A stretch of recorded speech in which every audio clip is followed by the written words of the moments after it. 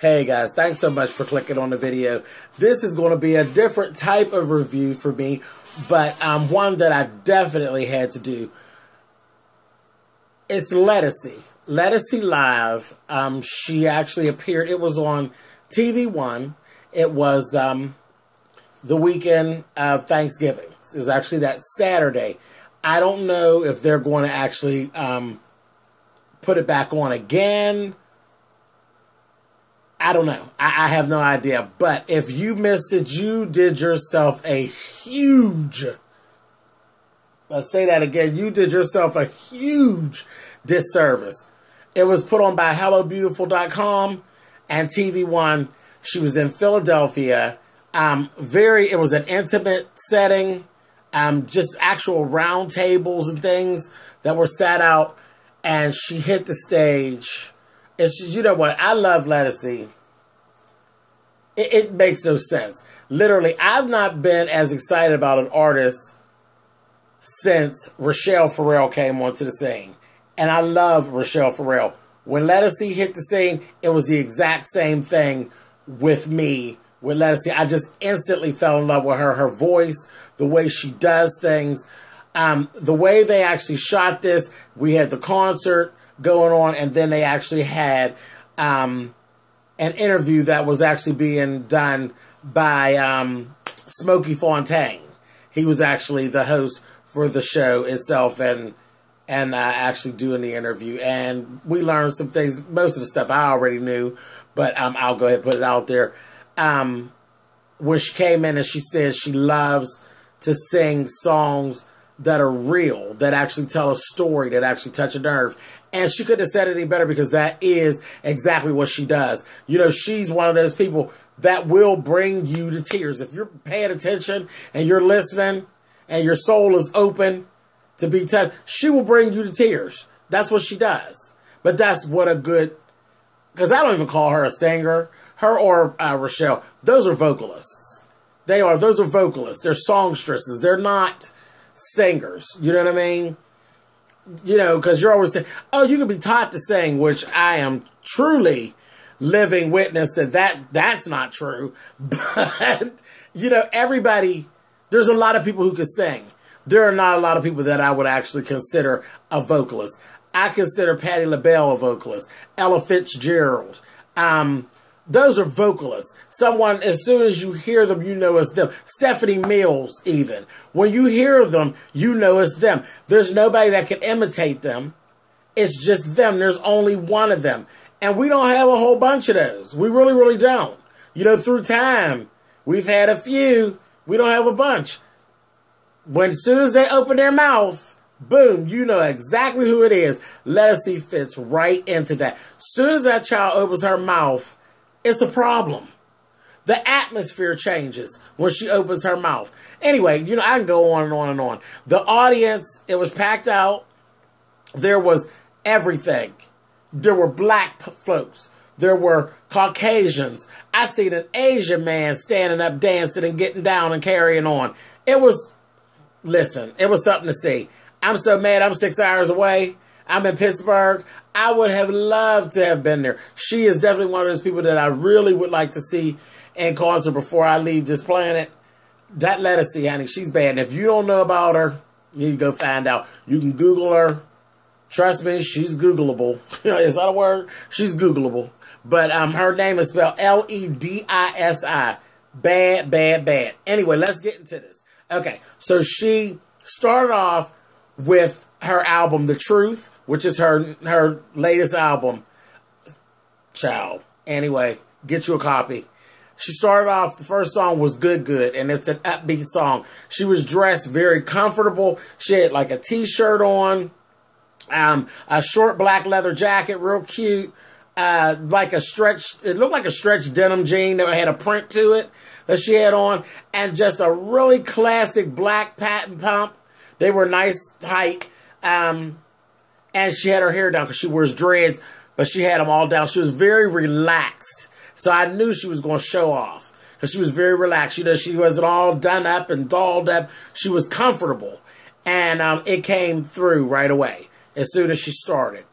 The second song she went into is called I Swear. That's also off of the album The Truth.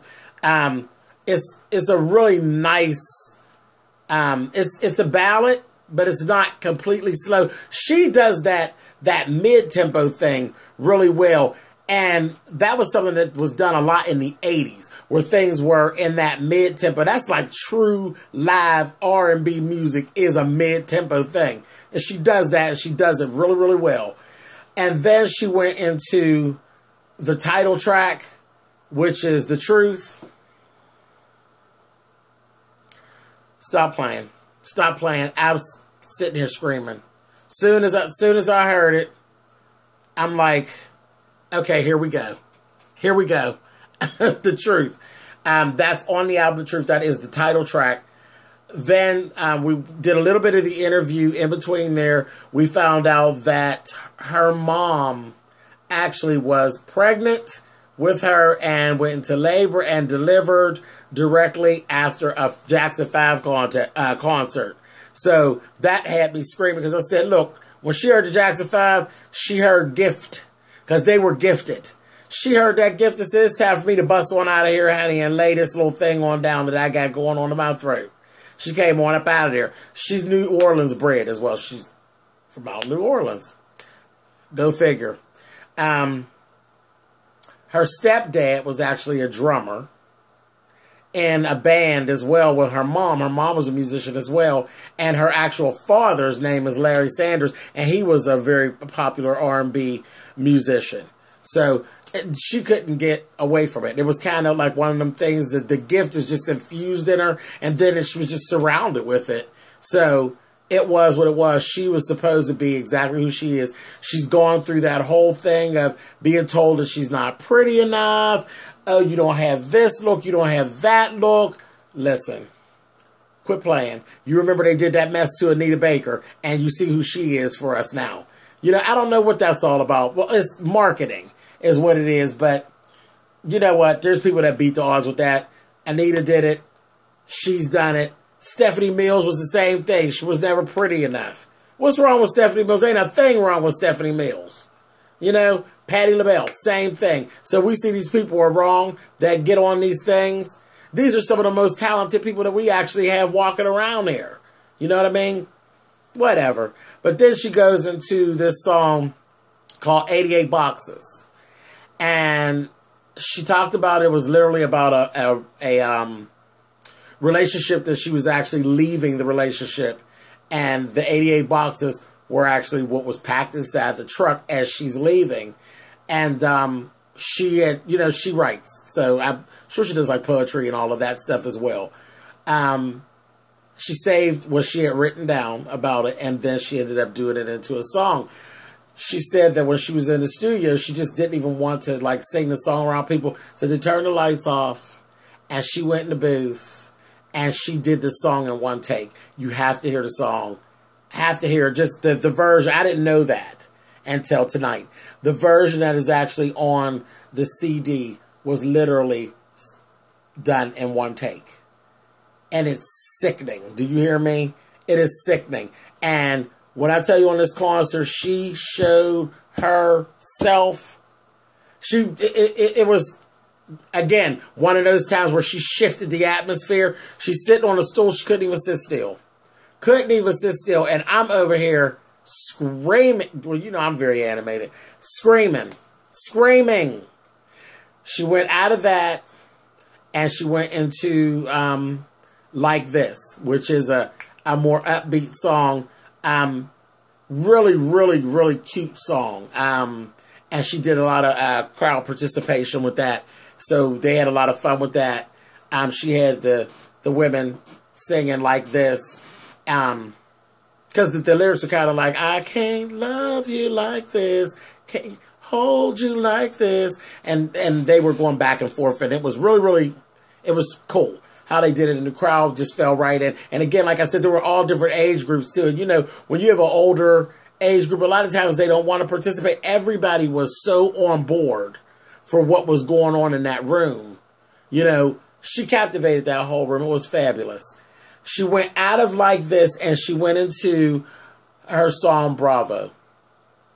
Bravo is actually definitely one of my favorite songs from the album that she had out before The Truth, which is called Pieces of Me. Bravo, absolutely one of my favorite songs on that album. She went into that, and I had myself a little moment over here. And then she literally closed the show out with the title track from the album, Pieces of Me. And it was more crowd participation. If you know anything about the song Pieces of Me, it is so deep. And it is literally just about being a woman. You know, a woman and all the different sides of a woman. And it's so funny because when my mom's not like a big Ledisi fan. There's a couple different songs that Ledisi does that my mother likes.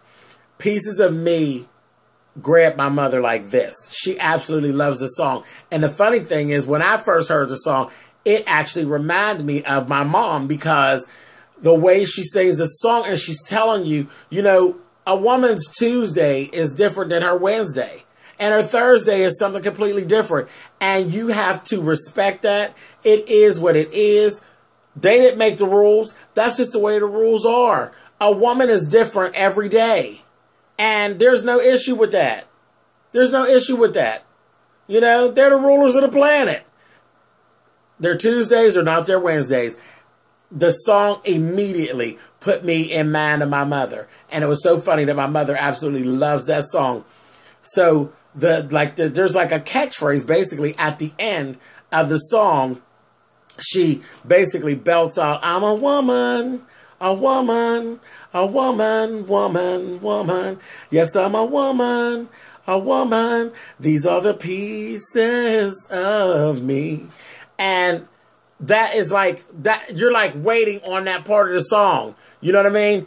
And it's just crazy. But that's how she actually went out with the crowd participation. And she had all the women. She had came down. She actually talked about being a woman. She talked about not feeling pretty enough, and then realizing that she was. She talked about all that. Again, there's a shift in the room. She ended up, and they went in, she had all the women do that last part of the song, and it was absolutely gorgeous. It really was, and that's how they ended the concert out. I just enjoyed myself. Her voice from the beginning to the end was at 1,000%. Okay? Again, like I said, check out TVONE.